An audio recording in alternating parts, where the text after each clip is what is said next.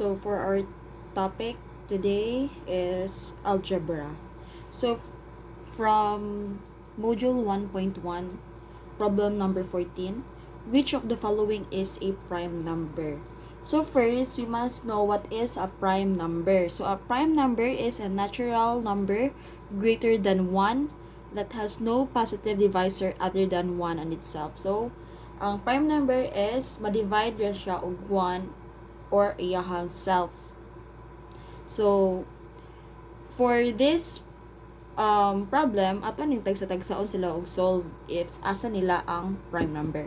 So first is 377. So 377. Ang pwede niya ma-multiply is, let's try ha, 13 times 28. 364. So kuwang pa. So 13 times 29, 377. So 13 times 29 is 377. It's dili siya prime number. Next is 357. 357.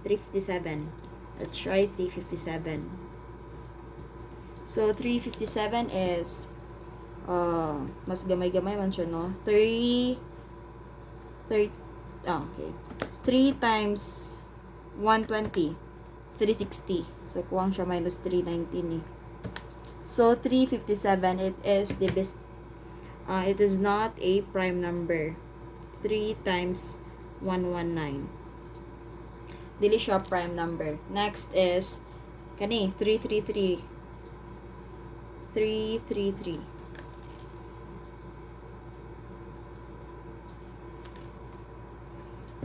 man, no? So nara siya sa mga 300, 3 times 110. Dili ko ang 111. Yeah. So dili gyahapon siya prime number. So kani 313. Let's try. So 13 times 20.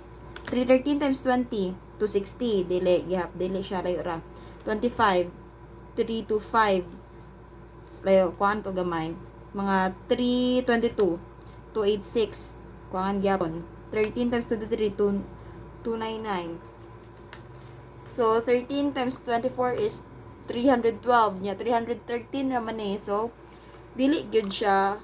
So wala siya divisible by kuan ani ma-divide ani 313. So mo ni siya ang prime number na to. 313.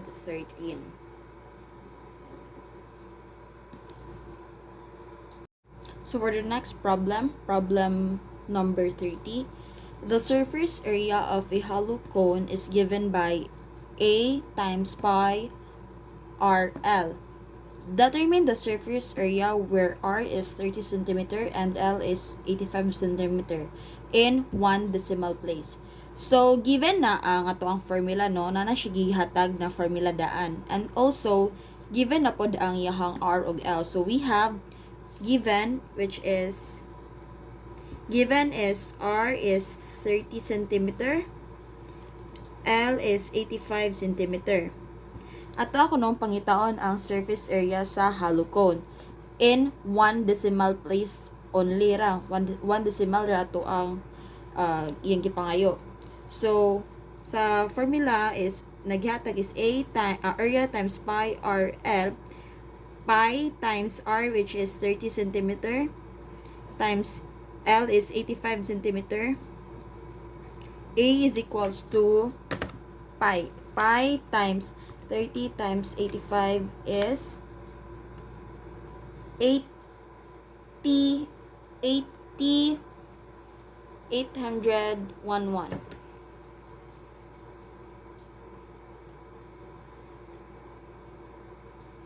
0.06. So ato ano siyang i-move pa left kaduha 1 2. So therefore 80.1106. But isa ra man iyang gipangayo na decimal are, so given na dili na nato ni siya apilo ning the rest niya na number. So 80.1 lang ta. 80.1 cm squared. So 80.1 cm squared. Here, isa ra ka decimal place man ang pangayo niya. So ang surface area for hollow cone is 80.1 cm squared. So for the next problem, from module 1.2, 8 men can excavate 15 cubic meter of drainage open canal in 7 hours. 3 men can backfill 10 cubic meter in 4 hours.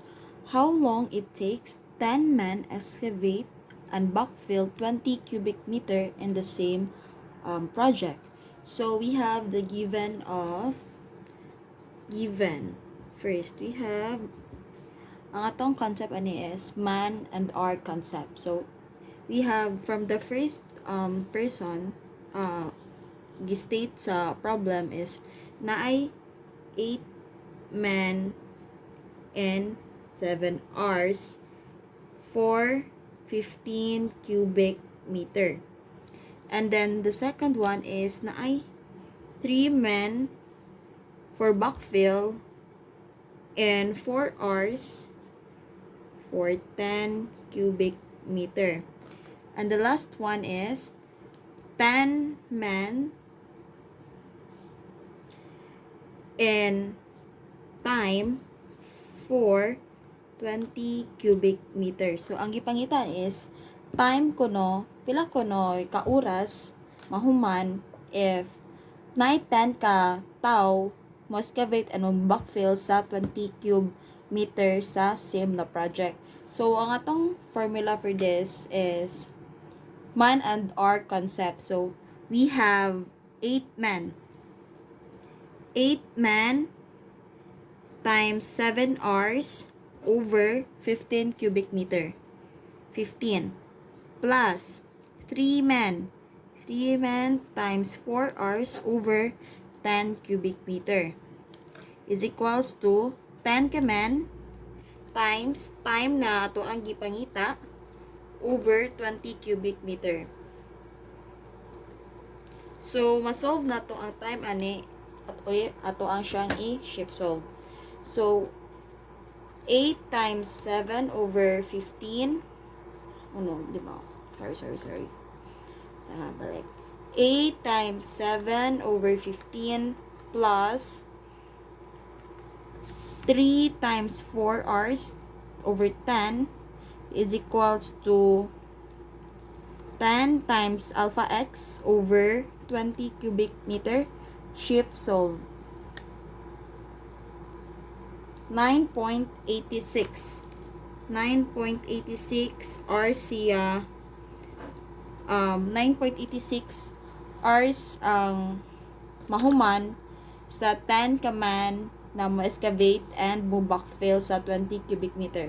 So, ato siyang i-round off into 9.9 hours. So, therefore, 9.9 hours mahuman ang pag-excavate and pag-backfill sa 20 cubic meter. Letter A. So, for the next problem, for this problem from module 1.3 about permutation. So, problem number 29. How many words can be made from the letters of the word committee? So, ang permutation is, ato siyang, is that, pila ka book words ang nibalik. So, from the word committee, so, M is, ikaduha siya ni balik. 2. Letter T, kaduha sad siya ni balik. And then, letter E is, kaduha sad siya ni balik. So, ang atong formula for this is permutation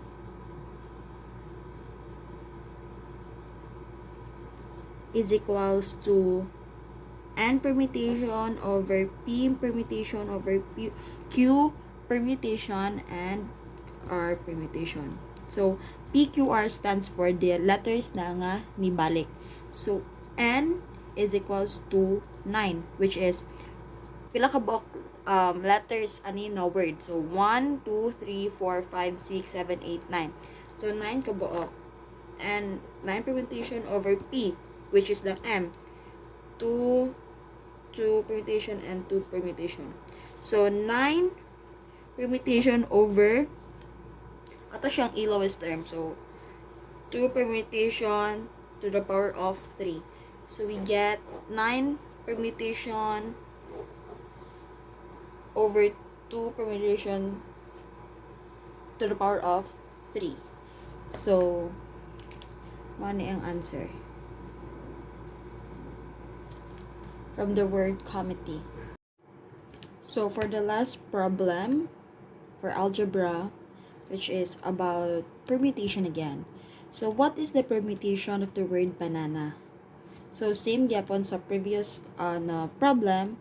Ato ang formula is permutation is equals to n permutation over P, Q, and R. So, ang nibalik na letters sa banana is A and N. So, for letter A, tulo ka buok na ang nibalik 1, 2, 3. So, 3 siya. While ang N is 2. So ato na siyang i-solve. Permutation is equals to, ang N sa banana is 1, 2, 3, 4, 5, 6. So, 6 kabok sila, no? 6 permutation over 3 permutation and 2 permutation. So, ato na silang i-calculate. So, 6, 3 permutation times 2 is 60. This is the permutation of the word banana, which is letter B. So for our topic today is about probability. So when we say probability, it means expressing varying degree of confidence. So ang range sa probability is 0 to 1. So here is the general formula for probability, which is probability is equals to number of successful events over total possible outcome. So when we say probability, if magkataas imong probability, ang mga range is magka-approach to 1. If magkagamay imong probability, magka-approach to 0. So mo to siya expressing varying degree of confidence. So we also have this formula, or like an example, S plus F is equals to 1. Example, 80% of the class mo pasar. So naay 20% nga mahagbong.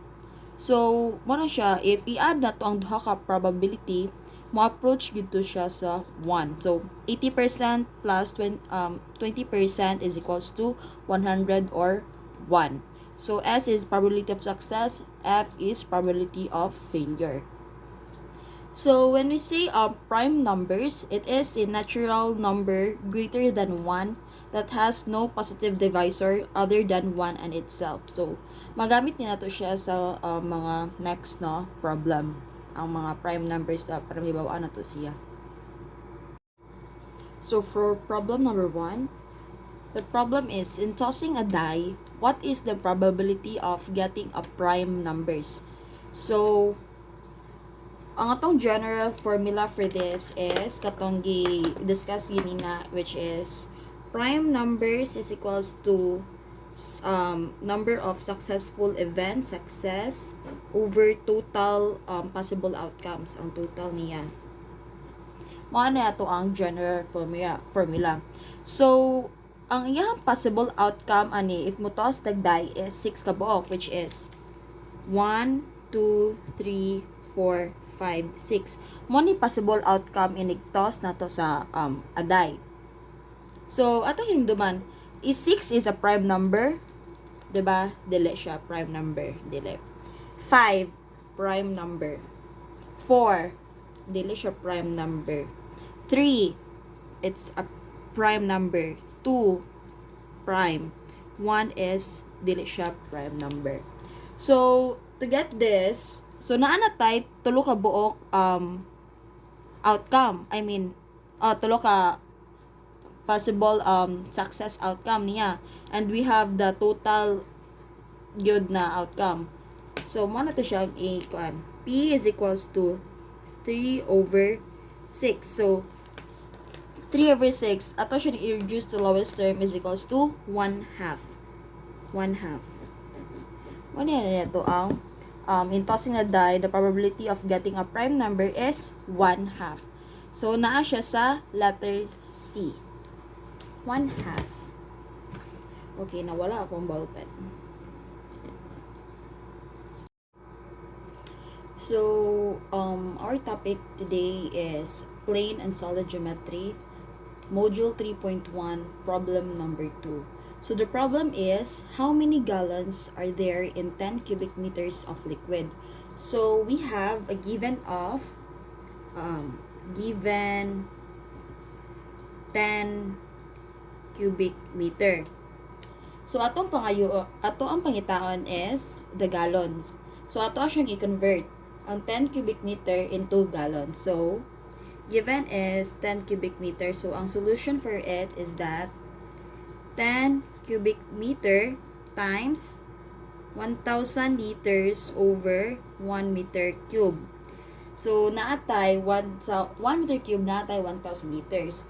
So, sa 1 gallon, naatay 3.785 liters.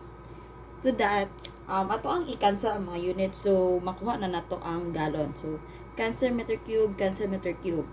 Cancel liter, cancel liter. So, na natin ibilin na gallon. So, for that, ato siyang calculator. So, 10 times 1,000 liters over 1 times 3.785 is equals 2642.00. So, naatay 2642.00 gallon. So, ang naa sa ato ang choices is 2641.7. Of i-round off, atong ina siyang i-round off is 2642.00. So, mo na ito ang answer for this problem. For our next problem, which is all about a plane and solid geometry from module 3.1, problem number 4. So, how many sides are there if a polygon has 54 diagonals? So, the given is that naatay number of diagonals which is 54. And then, ang gipangita sa problem is, pila kono ang sides sa polygon if naa siya 54 diagonals. So, ang sides atong gipangita sa polygon. So, our given is 54. 54 diagonals. So, number of diagonals, ND, stands for number of diagonals is equals to 54. So, required for this, atong required sa problem is ang yahang sides or the N. N niya. So, solution, we have the formula number of diagonals is equals to N over 2 times N minus 3. So, N ang ato ang gipangita. Since we have the number of diagonals, which is 54, 54 is equals to N over 2 times N minus 3. So, magkuha na to ang N sa scientific, natong i-shift solve siya. So, 54 is equals to alpha x over 2 times alpha x minus 3. Shift solve. We can get 12. Our sides sa polygon, if we have 54 diagonals is 12. So, ang nasa choices is 12, letter D. Ano to ang answer. Next problem, problem number 21. Find the mean of the following scores: 8, 10, 9, 6, 4, 7, 5, 8. So, pangitaw na to ang mean anina mga scores. So, our formula for this is x is equals to summation of x over n. Which is, ang summation of x is kanin tanan number, imuhang i-add. Total ani nila over pila ni kabuok? Pila kabuok numbers given, which is 1, 2, 3, 4, 5, 6, 7, 8. So, there are 8 given scores. So, summation of x, ato na siya nag-i-copy, ato na siyang i-add. I-add niya nato sila. 8 plus 10 plus 9 plus 6 plus 4 plus 7 plus 5 plus 8 over n is 8. So, our x is equals to our mean sa ani na mga score is, we will calculate it. 8 plus 10 plus 9 plus 6 plus 4 plus 7 plus 5 plus 8 over 8 is equals to 7.125. 7.125. Mao ni ang mean sa tanan scores na given. So, letter A.